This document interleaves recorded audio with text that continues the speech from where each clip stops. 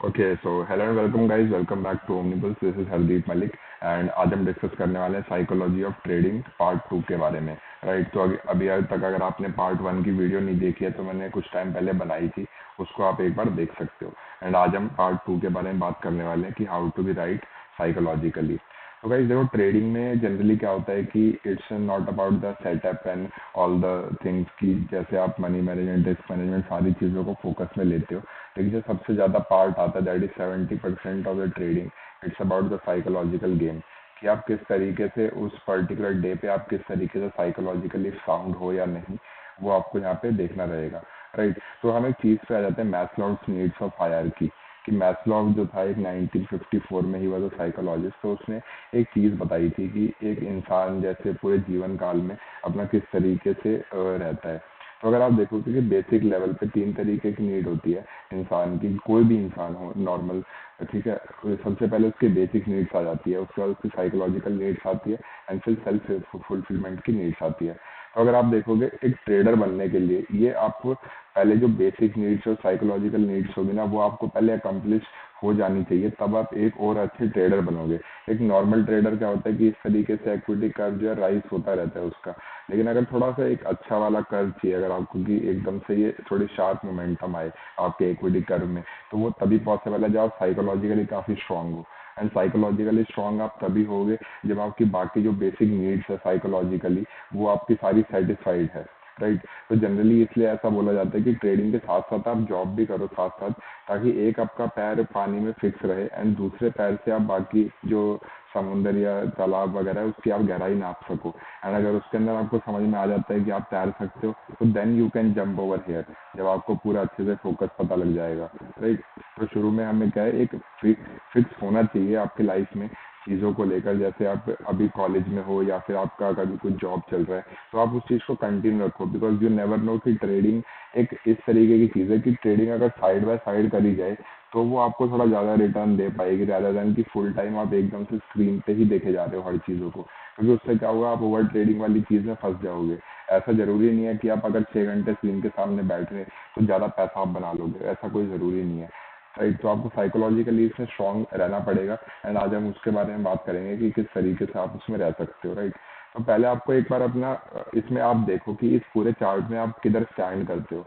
मैस्लोव needs of hierarchy में क्या होता है कि ये जो सारी बेसिक नीड्स है कि फूड, वार्मथ, रेस्ट, वाटर, सारी चीज़ें हैं, ये आपकी बेसिक नीड्स मेट ऑलरेडी हो चुकी है। अगर आप देखोगे कि आपके घर वालों ने, मम्मी पापा ने, आपके रिश्तेदार वगैरह ने, सबने जो मेहनत ऑलरेडी करी हुई है उसकी वजह से आज आपको सारी बेसिक जो नीड्स है कि आपको कोई जान का खतरा नहीं है या सारी चीज़ें, वो आपकी ऑलरेडी सेटिस्फाइड है। राइट, उसके बाद अगर मान लो ये एक सर्वाइवल इंस्टिंक्ट वाली चीज़ है कि आप जैसे शुरुआत का टाइम था, जैसे आप पैदा होते थोड़े से ग्रो करते हो, तो ये वाली सारी चीज़ें बेसिक नीड्स आपकी पूरी होनी चाहिए, तभी आप बाद वाली चीज़ों को थोड़ा और अच्छे से मैनेज बेटर कर पाओगे। ऐसा नहीं है कि ऐसे आप स्किप तो कर सकते चीज़ों को कि आप हाँ ये करोगे, लेकिन उसमें क्या होगा, वो सेटिस्फाइड वाली फीलिंग नहीं आएगी आपको अंदर से कि हाँ मेरी अभी भी कुछ बेसिक नीड्स बाकी है। जैसे कि अगर आप देखोगे कि अगर आपकी कोई फैमिली है, मान लीजिए आपकी शादी होती है, आपके ऊपर किसी का हाथ नहीं है एंड आपको अगर सेल्फ फुलफिल्ड इंसान बनना है, लेकिन आपके साथ साथ आपके कोई भाई बहन है, उनकी भी जिम्मेदारी आपके ऊपर आ जाती है, तो उस तरीके से आप एक ट्रेडर अच्छा नहीं बन पाओगे बहुत ज़्यादा, क्योंकि शुरुआत में आपको वो थोड़ा स्केयर कैपिटल लगेगा। राइट, क्योंकि आपको उस टाइम थोड़ा डर लगेगा कि क्या पता मेरा पैसा लूज हो जाए, तो आप थोड़ा डर डर के ट्रेडिंग करोगे क्योंकि आपके पास अभी जिम्मेदारी बहुत ज़्यादा है। राइट, और आप ट्रेडिंग अच्छे से तभी कर पाओगे जब आपके पास जिम्मेदारियों का बर्डन नहीं होगा या फिर आपकी जो बाकी नीड्स है वो सारी ऑलरेडी मेट हो चुकी हैं।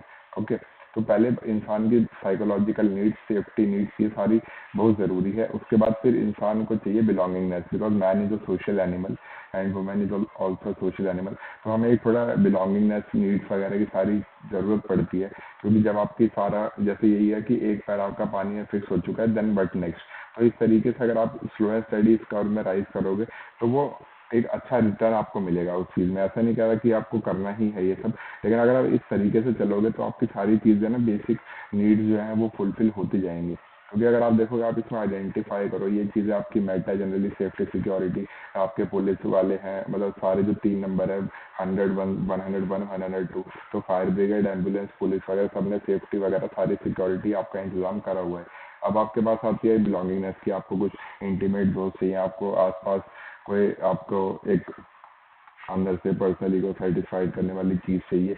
तो वो जैसे कॉलेज और स्कूल का टाइम होता है, इस टाइम पे आप यहाँ पे चीज़ों को देखते हो।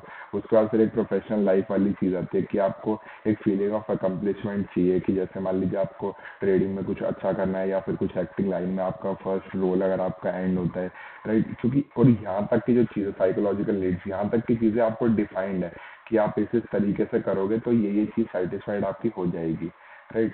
कि एक फीलिंग ऑफ अकम्पलिशमेंट, मान लीजिए आपने कोई कॉलेज की डिग्री आपने हासिल करी, नई जॉब लगी, तो यहाँ पे वो सारी फीलिंग आती है। लेकिन उसके बाद जो मेन चीज़ आती है सेल्फ एक्चुअलाइजेशन, ये एक सबसे बड़ी नीड रहती है कि जब आपकी सारी चीज़ टेकन केयर ऑफ है। मान लीजिए मतलब अगर मैं अपना पर्सनली बात करूँ, यहाँ से लेकर यहाँ तक मेरे घर वालों ने काफ़ी सपोर्ट किया, सारी चीज़ है, इस वाली स्टेज को भी हम एक बार पार कर जाते हैं। फिर एक चीज़ आती है कि मैंने कुछ नया शुरू करना था, जैसे ओमनीबुक्स वाली चीज़ हो गई, और या फिर साथ साथ यूट्यूब चैनल अब चलाना है, इंस्टाग्राम पे रील्स वगैरह, ये सब चीज़ें हो गई। एंड फिर इसके बाद ये चीज़ आती है, इसको और अगर आगे लेके जाना है तो आपको सेल्फ एक्चुअलाइजेशन लेवल पे आना पड़ेगा कि आपके जो है इस यहाँ तक इस चीज़ तक ना आपका जो है right side of the brain generally, left side of the brain generally काम करता है। एक एनालिटिकल माइंड यहाँ पे रहता है आपका, कि मान लीजिए आपने आईआईटी की तैयारी करी, नीट की तैयारी करी, मेडिकल लाइन की तैयारी करी, सारी करी, तो इस चीज़ में अपने एनालिटिकल माइंड को यूज़ करा कि आपको पता है कि ऐसे ऐसे मैं करूँगा ये चीज़ बन जाएगी। इसकी आगे का रास्ता अगर आपको तय करना है, आपको नहीं पता कि क्या करना है, ये यहाँ पे आ जाती है क्रिएटिव माइंडसेट या फिर आर्ट वाली चीज़। यहाँ पे आप एक आर्टिस्ट की तरह अपने आप को देखते हो कि you are an artist right now. आप अब लेफ्ट ब्रेन की बजाय अब आपने अपने राइट ब्रेन को देख रहे हो कि आपने सारी चीज़ें ट्रेडिंग में भी जो थी, ट्रेडिंग में आपने एनालिटिकली चीज़ें समझ ली, ये सुपर ट्रेंड है, ये ट्रेंड लाइन है, यहाँ से आपका बॉलिंजर जा रहा है, ये सारी चीज़ आपने पढ़ ली। लेकिन आप इस चीज़ को यूज़ करके आर्टिस्टिकली आप किस तरीके से ट्रेड लेते हो एंड फिर इक्विटी कर्व ग्रो करते हो, वो आपका यहाँ पे एक आर्टिस्ट साइड आ जाता है। इसलिए आप बोला जाता है कि trading is both science and an art. तो आप आर्टिस्टिकली इस चीज़ को कैसे रियलाइज करते हो, या फिर आर्टिस्टिकली आप कुछ इन्फ्लुएंसर बनना चाह रहे हो इंस्टाग्राम पे, ओमनी जैसे मैं थोड़ा ट्राई कर रहा हूँ, मतलब मैं नहीं कह रहा बन गया, लेकिन मैं एक एक्चुअली इस चीज़ को ट्राई कर रहा हूँ। तो ये आर्टिस्टिक साइड एक्सप्लोर करने वाली चीज़ है। और इस वाली जो सेल्फ एक्चुअलाइजेशन फुलफिलमेंट होती है, ये बदलती रहती है। आपको एकदम से कुछ फुलफिलिंग लगा, फिर आपने सोचा भाई ठीक है यार कुछ और नया ट्राई करते हैं, फिर आपने ये नई चीज़ अचीव कर ली, फिर वापस से आपको लगेगा कि कुछ नया और ट्राई कर ले। लेकिन इसमें जो है आगे जैसे टू रोड्स डाइवर्स वाली बात हो जाती है कि आपको नहीं पता कि आप कौन सा रोड लेने वाले हो। लेकिन ये वाले डिसीजन आप तभी ले सकते हो जब आपकी ये सारी चीज़ें सेटिस्फाइड है नीड, कि आपने ऑलरेडी कुछ पैसा बना रखा है, आपको और ज़्यादा पैसा कमाने की ज़रूरत नहीं है। जैसा कि मैंने आपको बताया कि इंडियन मार्केट के लिए 5 CR इज द मतलब एक सही कैपिटल आपके लिए रहेगा, कि जिससे आप 2% महीने का यानी कि 10 लाख रुपए महीने का बना लोगे, जिसके बाद से आपकी सेल्फ एक्चुअलाइजेशन की जर्नी शुरू हो जाएगी। क्योंकि वहाँ पे आपके लिए ऑप्शंस बहुत सारे खुल जाएंगे।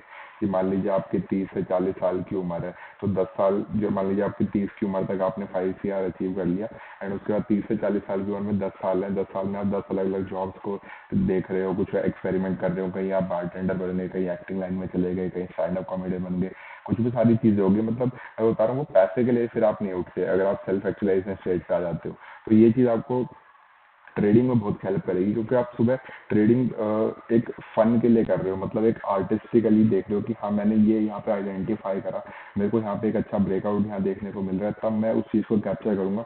और जो वो सेटिस्फैक्शन वाली फीलिंग होगी वो एज अ ट्रेडर आपको सेल्फ एक्चुअलाइजेशन स्टेज पर ही आएगी, इसी पर ही आएगी। यहाँ पे आपको क्या है कि छोटा मोटा कैपिटल आपने बिल्ड जरूर कर लिया, लेकिन उसके बाद जो एक्चुअल एक अंदर से जो सेटिस्फेक्शन आएगी कि हाँ मैंने कुछ अच्छा अचीव किया है, या फिर आप यहाँ पे इस स्टेज पे जैसे मान लीजिए सेमिनार्स कराने वाली जो चीज़ हो गई, कुछ आप कोच बन गए, लोगों को सिखाया, सारी चीज़ करी, कि आप अपने लिए थोड़ा कम कर रहे हो, दूसरों के लिए थोड़ी चीज़ ज़्यादा कर रहे हो। यहाँ पे आदमी मतलब यहाँ पे थोड़ा सा बंदे को सेल्फिश रहना पड़ता है कि तभी वो एक स्टेज पे आ पाएगा। पहले अपना पेट भरना जरूरी है, उसके बाद फिर यहाँ पे इस स्टेज पे वो दूसरों को भी पेट भरवा सकता है, वो चीज़ रहती है या भरवा सकती है, राइट। तो आपको अब ट्रेडिंग के अंदर अगर थोड़ी और मास्टरी करनी है तो आपको सेल्फ एक्चुअलाइजेशन स्टेज पे आना पड़ेगा, एंड उसके लिए पहले ये सारी चीज़ें आपको अपना देखना पड़ेगा कि आप अभी ये किस स्टेज पे अभी लाई कर रहे हो, क्या अभी भी आपको थोड़ा ब्रेकअप्स वगैरह थोड़ा ज़्यादा आपको हर्ट कर रहे हैं या सारी चीज़ें। तो वो आपको देखना पड़ेगा कि आप अभी इस स्टेज पे लाई कर रहे हो, and then you can go for the next one, right. तो इस तरीके से आप देख सकते हो, राइट। तो I think that's all for today guys, and इस तरीके से अगर आप इसको कैरी फॉरवर्ड करते रहोगे तो आपकी डेफिनेटली ट्रेडिंग जर्नी में काफ़ी इंप्रूवमेंट आने वाली है, राइट। तो that's all for today guys, and video अच्छा लगा तो डेफिनेटली वीडियो को लाइक कीजिए एंड अपने दोस्तों के साथ जरूर शेयर कीजिए।